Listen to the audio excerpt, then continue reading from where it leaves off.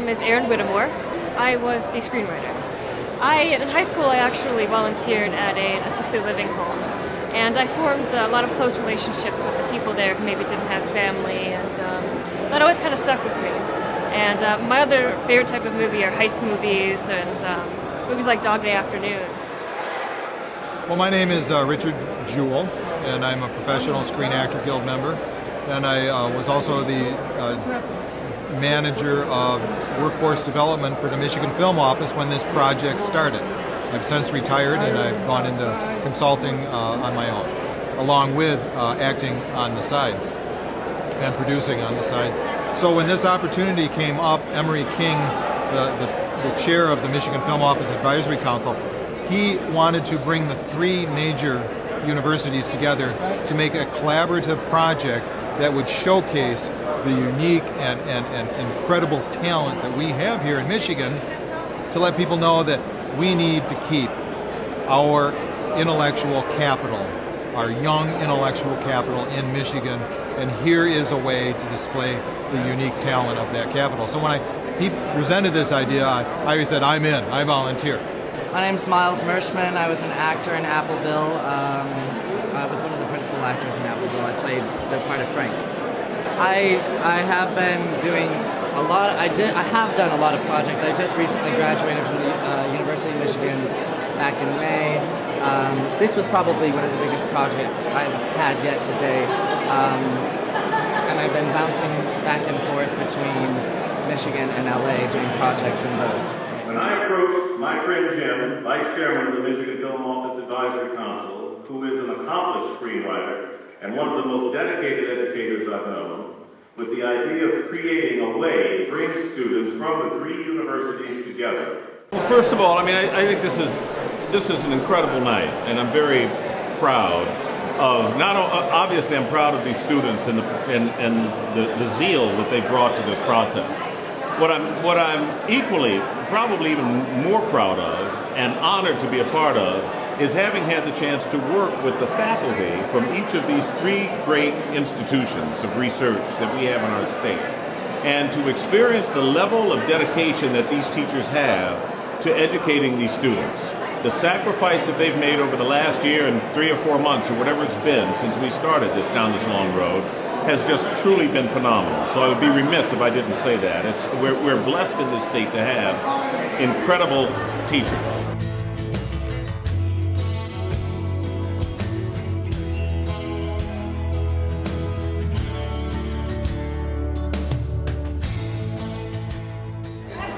I would definitely like to stay in Michigan, but unfortunately, if the incentives do get capped or taken away, then I will be forced to leave. It's already affected me. I worked on Hog last season, and I was supposed to work on it this season, and it's already been cut down. They're supposed to shoot April and June, and now they cut it down to an 8-day shoot, so I will only be working on it for a short time in May. In the next 3 months, I'll figure out exactly what I'm going to do, but with the way things are going in this state, it's very saddening, and I'm pretty sure that I'm being forced to leave.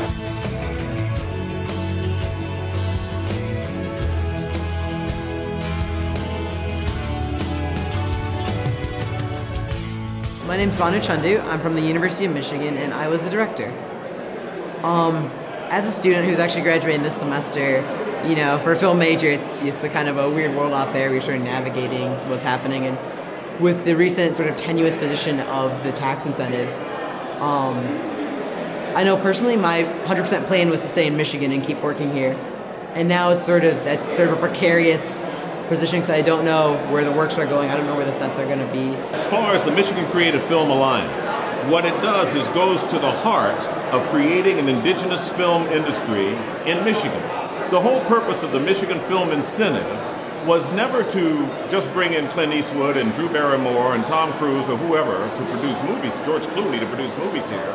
The purpose of the film incentive was to help us create an indigenous film industry, to build our own industry, so that we could put Michigan people to work.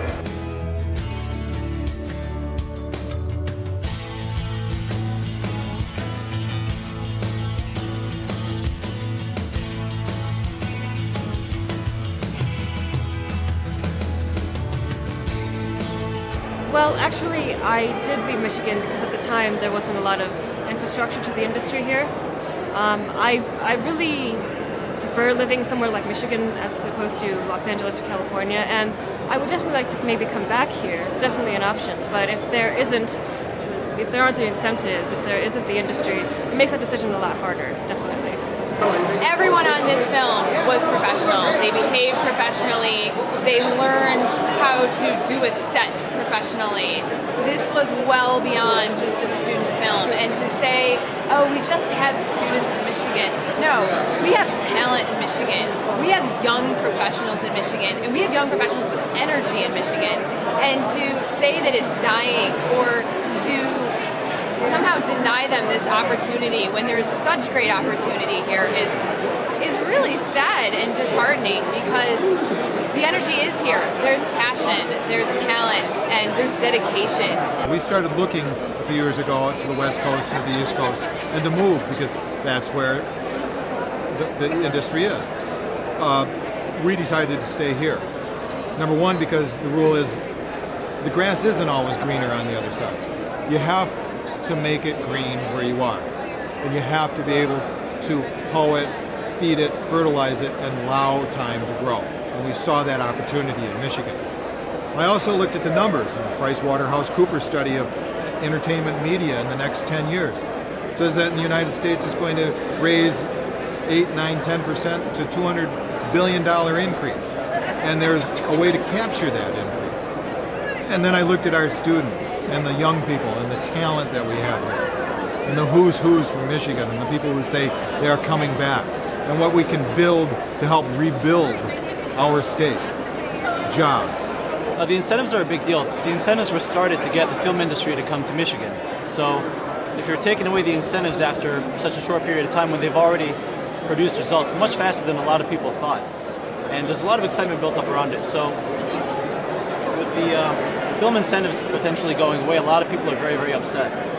And from a business perspective, it makes no sense to implement these incentives for such a short period of time and then get rid of them. Hello, my name is Mercedes Holguín Meche. I graduated from the University of Michigan in May. I worked on a couple films during the summer, and I want to stay here in Michigan, but if the incentive disappears, then I have to move to LA, which I'm not a fan of. But I have to go where the jobs are because I'm a film producer and that's where I need to go. My name is Mark Sandoval. I was assistant camera on Appleville. And since I graduated, it's been actually very difficult to find work on films nowadays because everyone's been leaving. But when I first started, it was quite wonderful because I found a field that I loved and I could stay in Michigan. But now I have no choice but to head to either New York or LA. I'm Jason Crane. I was the boom operator on Appleville, and also I'm a sound engineer.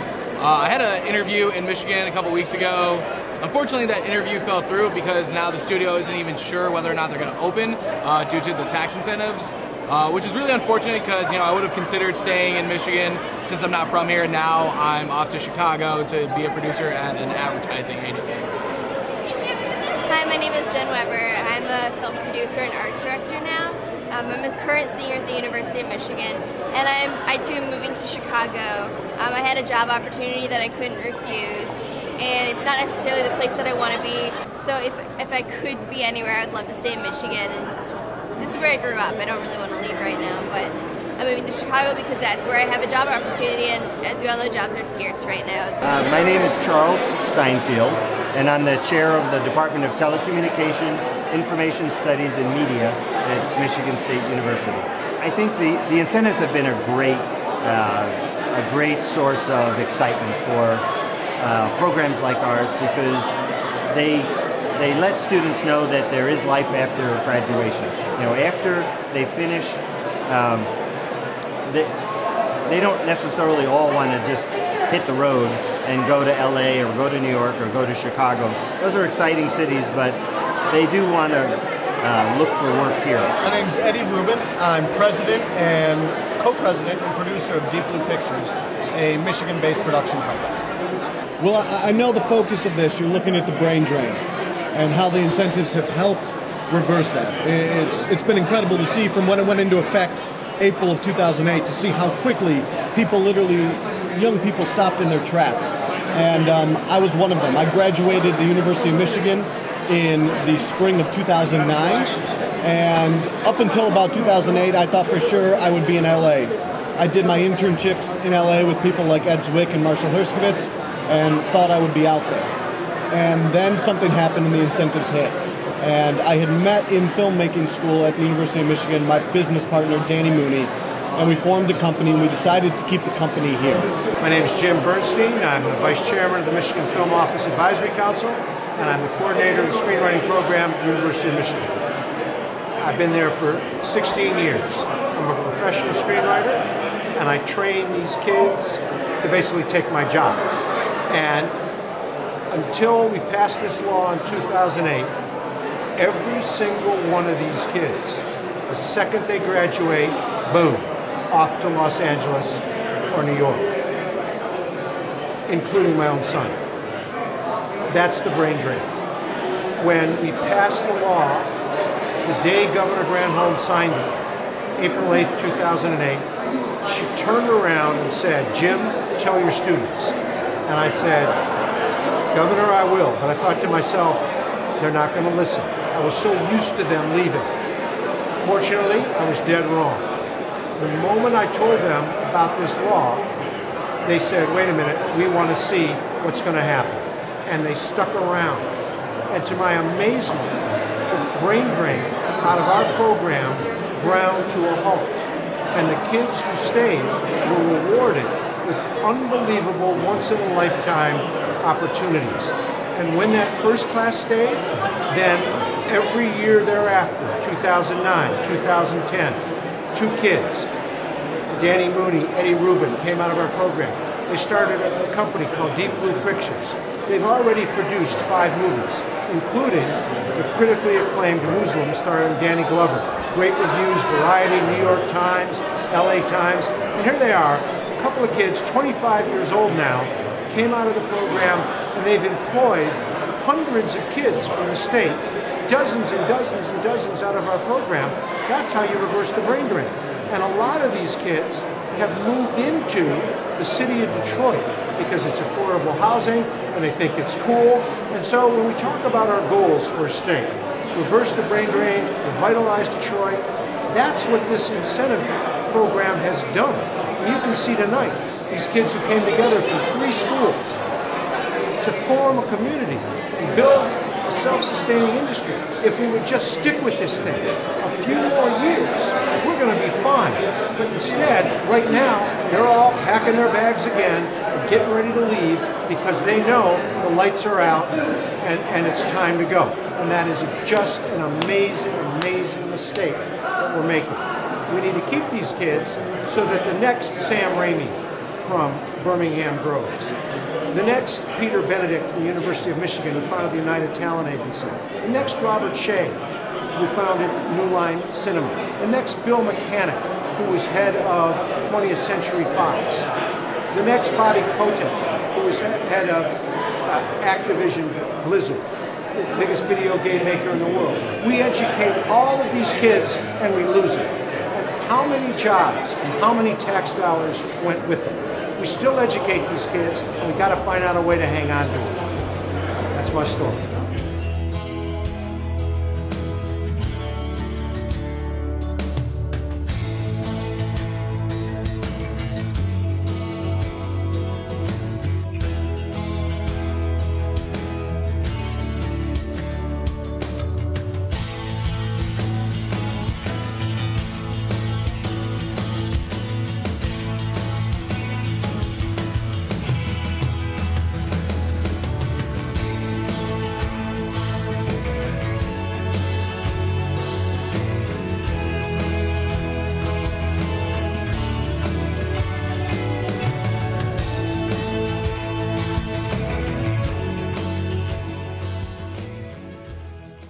Hi, I'm Daniel Smith, and I am the director of this documentary you just watched.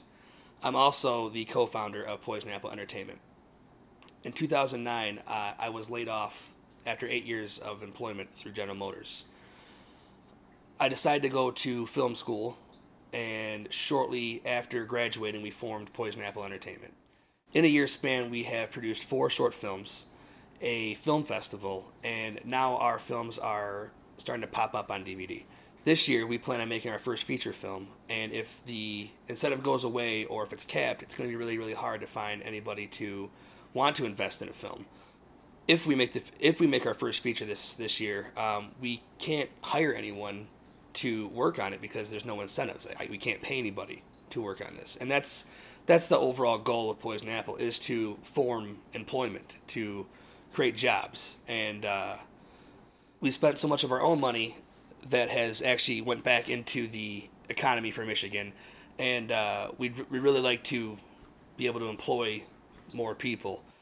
If the incentives are capped or if they dissolve completely, it's going to be really hard for us to stay here in Michigan to produce and make films. Feature films is what is in our future, which is unfortunate because we want to produce films here. We want to make films. We want to work here in Michigan. We love Michigan.